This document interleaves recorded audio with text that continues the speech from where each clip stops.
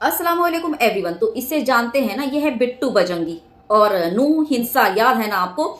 नूह हिंसा का ये आरोपी जिसने हिंदू मुस्लिम दंगे भड़काए थे, याद है कि नहीं? याद है। और मेरा ये इल्जाम बिल्कुल नहीं है, ये प्रशासन ने लगाए थे और इसकी वजह से इस पर इल्जाम साबित हुआ था। ये फरार था और पुलिस ने इसको खदेड़ कर ढूंढ कर निकाला था। जब आवाज तेज हुई थी जनता की, इसकी गिरफ्तारी की मांग तेज हुई थी और इस पर जो है इल्जाम साबित हो गया था, तो इसे खदेड़ते हुए पुलिस ले गई थी। इस पर जो है कार्रवाई हुई थी, यानी कि इसको जेल हुई थी। भले ही कुछ दिनों की हुई थी, उसके बाद इसको रिहा कर दिया गया, क्योंकि वो जो है ना मामला दबाने के लिए और मुसलमानों को लॉलीपॉप पकड़ाने के लिए कहीं ना कहीं इस तरह के जो है लेने पड़ते हैं, इकदाम उठाने पड़ते हैं। तो खैर अभी ये कुछ कह रहा है, जरा सुन लीजिए, फिर मैं बोलती हूँ।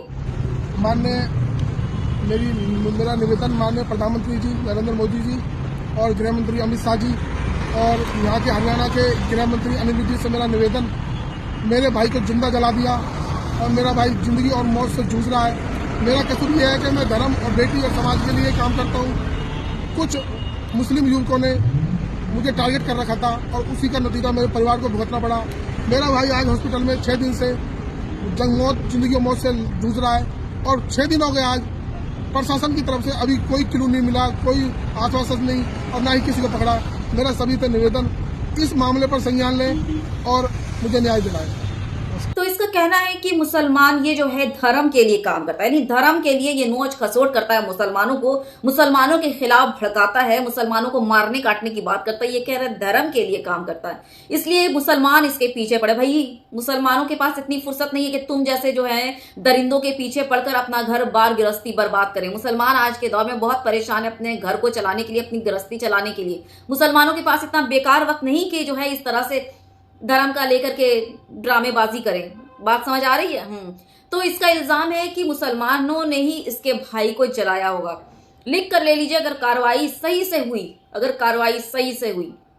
जैसा कि आप सभी जानते हैं कि 2024 का चुनाव सामने है और कुछ भी साम दाम दंड भेद जो बोला जाता है ना, हर तरह का हरबा अपनाया जा सकता है मुसलमानों को बदनाम करके वोट बटोरने के लिए। और ये सारे जितने नफरती चिंटू हैं ना, सब अपने अपने तरीके से अपने अपने काम में लगे हैं। राम रहीम को छोड़ दिया गया परोल पर और आसाराम भी फुदक फुदक कर नाच रहे हैं। जी हाँ, सारे रेपिस्ट जितने हैं सबको छोड़ दिया गया है कि भाई 2024 का चुनाव कैसे भी करके, कैसे भी बाई हुक और क्रुक जीतना है। तो मेरा ये बोलना है कि मुसलमान ऐसी घटिया और नीच हरकत कभी कर ही नहीं सकते कि इंसान को पकड़कर जला दिया, जैसा तुम लोगों ने किया था। गौ तस्करी के झूठे इल्जाम में नासिर जुनैद को जिंदा जला दिया गया था। तो इस तरह की हरकत दरिंदगी मुसलमान कर ही नहीं सकते। तुम अपने ही दल, अपने ही ग्रुप में ढूंढो, तुम्हें कातिल अपने ही इसमें मिलेगा। हो सकता है कि मुसलमानों को बदनाम करने के लिए ये हरबा अपनाया गया हो, तुम्हारे भाई को बलि का बकरा बनाया गया हो, ठीक, मुसलमानों को बदनाम करने के लिए। क्योंकि अभी जो है न्यू इंडिया में ये ट्रेंड चल रहा है, अपने ही मंदिरों में गोश्त रख देते हैं। पुलिस की जब जांच पड़ताल होती है तो वो तुम्हारे ही धर्म का होता है जो मुसलमानों को बदनाम करने के लिए करता है। गौ मांस खुद अपने ही भगवानों के सामने, अपने ही पवित्र स्थल मंदिर में रख देते हो और उसके बाद नाम करते हो मुसलमानों ने किया। बाद में जांच पड़ताल होती है तो निकलते तुम ही लोग हो। उसके बाद आते हैं गणेश मंदिर, अभी अभी फिलहाल का मामला है। गणेश मंदिर में गणेश जी की तोड़फोड़ हुई, मंदिरों में तोड़फोड़ हुई।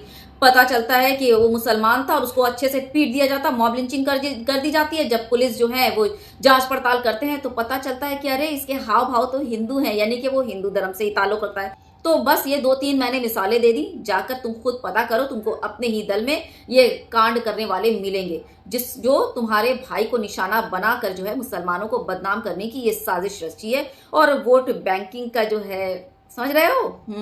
तो जब जांच पड़ताल होगी ना तो पता चलेगा कि इन लोगों ही ने ये कार्याकांड किया हुआ है और बहुत हद तक हो सकता है कि ये जानवर भी इसमें शामिल हो अपने भाई को जलाने में, है ना। अब मैं इसको ऐसा क्यों कर रही हूं? क्योंकि जो दूसरे इंसानों को मारने काटने की बात करे वो इंसान की गिनती में नहीं रहता, वो हैवान बन जाता है। और हैवानों को अपने और पराये की बिल्कुल परख नहीं होती। ये इन जैसे लोग जो है ना, ये देश को काटने बांटने और बर्बाद करने के लिए किसी भी हद तक जा सकते हैं, यानी कि अपने घर वालों तक को सूली और बलि का बकरा बना सकते हैं, सूली चढ़ा सकते हैं। शेयर करना बिल्कुल मत भूलिएगा, ज्यादा से ज्यादा शेयर कीजिएगा। वैसे खत्म करूंगी एक शेर के साथ, राहत इंदौरी साहब का है, और अल्लाह उनको जन्नत अता फरमाए, आला मुकाम दे उनको जन्नत में। आज तक उनका ये शेर काम कर रहा है जबरदस्त तरीके की। लगेगी आग तो आएंगे कई घर सदमे, यहाँ पर सिर्फ हमारा मकान थोड़ी है। तो जैसा करोगे वैसा भरोगे, जैसा करोगे वैसा भरोगे। नासिर जुनैद तुम्हारा भाई, ठीक ना। अगर भी ये हुआ है तो वैसे मैं इसको जो है बिल्कुल प्रोमोट नहीं करती, इसके मैं खिलाफ हूं, लेकिन बता चुकी हूं कि इसके पीछे का रीजन क्या होगा। ये सिर्फ और सिर्फ मुसलमानों को बदनाम करने का एक स्टंट है, इसके अलावा और कुछ भी नहीं। शेयर कीजिएगा वीडियो।